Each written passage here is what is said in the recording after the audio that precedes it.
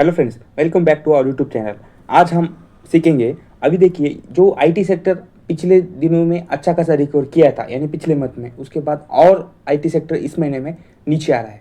अभी देखिए, ये जो उसमें ना डब्ल्यू टाइप पैटर्न फॉर्म हो रहा है, आप थोड़ा ध्यान से देखिए। ये जो अपने टीसीएस और इन्फोसिस जो चार्ट है ना, वो थोड़ा ध्यान से देखिए। वन डे टाइम फ्रेम के ऊपर वो उसमें डब्ल्यू पैटर्न हो फॉर्म हो रहा है। जब भी डब्ल्यू पैटर्न फॉर्म होता है ना, उसके बाद उसका जो अपर वाला एंड है उसमें वो ब्रेकआउट करके अप साइड जाता। अभी देखो कोफोर्ज, ये सबसे ना पहले कोफोर्ज भागा है, यानी लगभग ना कोफोर्ज 15 से 18% उसने रिकवर किया है अप साइड। कोफोर्ज इस शेयर ने पिछले 8 दिन में। अभी देखिए, जब भी एक आधा शेयर अच्छा खासा रिकवर अप साइड कर देता ना, उसके बाद बाकी के भी शेयर्स उसको फॉलो अप करते हैं। उसके बाद वो भी शेयर्स अप जाते हैं। मेरा ये कहना है कि आईटी सेक्टर में इतना क्यों जोर देता हूँ। अभी कौन सा भी सेक्टर या कौन सा भी स्पेसिफिक शेयर्स अंडर वैल्यूड नहीं है, जैसे कि आईटी शेयर है। उसकी वजह से मेरा एक ज़्यादा फोर्स जो है ना आईटी शेयरों के ऊपर है। अभी मैंने आईटी आपको अकोमोडेट करने के लिए बोला है। थोड़ा आईटी के शेयर्स कहते हैं, जैसे कि विप्रो, इन्फोसिस, ये जो है ना, उसका वैल्यूएशन है सस्ता है, अंडर वैल्यूड स्टॉक्स है। उसके इंट्रेंसिक वैल्यू के हिसाब से भी और सस्ते शेयर्स है, उसके आप थोड़ा अकोमोडेट करते जाओ। क्योंकि ये शेयर्स ऐसी कंपनी है ना, ये निफ्टी में लगभग ना 7-8% का उसका वेटेज है। उसकी वजह से ना ये जो शेयर्स है ना भागेंगे। अभी देखिए, पिछले कुछ दिन में एचसीएल टेक का जो शेयर है ना, वो महंगा था, यानी उसका वैल्यूएशन महंगा था। जैसे कि इन्फोसिस और ये टीसीएस शेयर्स है ना, अच्छे खासे अंडर वैल्यूड हो गए थे, बट एचसीएल टेक नहीं हुआ था। जब एचसीएल टेक नहीं हुआ था तब भी एचसीएल टेक अंडर वैल्यूड हो गया, क्योंकि एचसीएल टेक ना पिछले महीने में ना लगभग ना एक दिन में 10% गिरा। उसके बाद एक दो दिन ब्रेक लेकर और ये 5-6% गिरा है। उसकी वजह से वो भी अंडर वैल्यूड बन रहा है। उसका भी पी लगभग 18-19 के आसपास ही है, और बाकी के जो विप्रो वगैरह वो 16 के आसपास है। उसकी वजह से ये जो शेयर्स है ना, दूसरों को फॉलो करते हैं। जैसा अभी टीसीएस पहले अंडर परफॉर्म हो रहा था, थोड़ा नीचे नीचे नीचे गिर रहा था, वो इतना गिरा है ना, उसका चार्ट देखो आप वन डे टाइम फ्रेम के ऊपर, बहुत शार्प उसने डाउन साइड रिकवरी की है। वैसा ही वो अप साइड करेगा, डेफिनेटली करेगा। आने वाले एक साल या 1.5 साल में वो ऑटोमेटिकली अप साइड करेगा, क्योंकि ये जो है ना उनका ये साइकिल है। जैसा हम डेली रूटीन रहता है अपना, सुबह उठने का, खाना खाने का, ये सब चीज़ें ना, अगले दिन सुबह उठने का, खाना खाने, ये चार्ट्स का भी है, ये उसके कंपनी का ये वैसा ही है।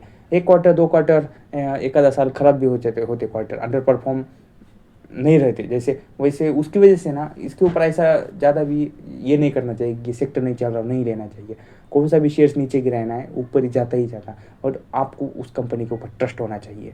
आईटी शेयर्स है ना, वो भी एआई में अच्छे खासी इन्वेस्ट कर रहे हैं। उसकी वजह से मुझे तो कॉन्फिडेंस है कि आईटी शेयर्स भागेगा ऊपर।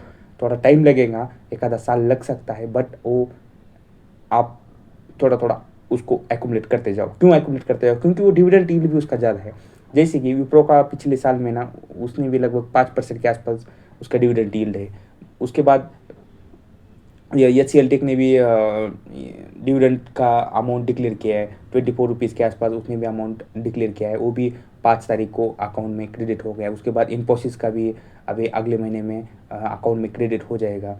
ये जो कंपनी है ना, ये कंपनियाँ भी डिविडेंड अच्छा देती है। उसकी वजह से आपको थोड़ा एक आधा 1.5 साल टाइम भी लगा है ना, कोई हरकत नहीं, क्योंकि उनका डिविडेंड यील्ड अच्छा है। हर एक कंपनी का 4-5% के आसपास डिविडेंड यील्ड है। उसकी वजह से मुझे ये शेयर्स अच्छे लगते हैं एज़ कम्पेयर टू। अभी देखिए, पीएसयू बैंक्स देखिए, वो भी है थोड़ा अंडर वैल्यूड। मेरा ऐसा मानना नहीं है कि सिर्फ आईटी है, पीएसयू बैंक्स में है अंडर वैल्यूड, बट उसमें क्या है थोड़ा ये बहुत अंडर अंडर परफॉर्म है, ये जो आईटी के स्टॉक्स है ना। और जब भी कोई किसी इसके ऊपर बात नहीं करता, तब उसमें थोड़ा एक्यूमुलेट करना ही है, क्योंकि ये शेयर्स है ना, बेस्ट शेयर्स है। और आपको ना जो एक देश की ग्रोथ हो जाती है ना, वो मोस्टली आईटी को भी उसमें पकड़ में लाते, क्योंकि वो आईटी ग्रोथ का एक हिस्सा है।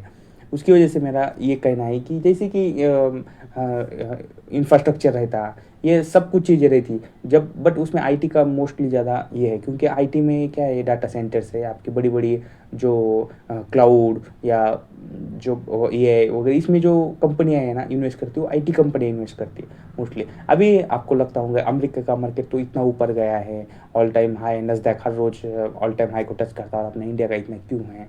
क्योंकि उसने ना पहले ही एआई में ग्रोथ की है। पिछले 5 साल से उसने एआई में एंट्री की थी, और अभी वो पूरी तरह से एआई में इन्वेस्ट किया है उन्होंने, और एआई में उनका पूरा काम चालू है। बट इंडिया में जो कंपनी है आईटी की, अभी अभी इन्वेस्ट कर रही है। अभी उसको थोड़ा टाइम लगेगा, बट वो भी हो सकता है। ऐसा नहीं है कि नस्डैक थोड़ा नीचे आ सकता है, वो थोड़ा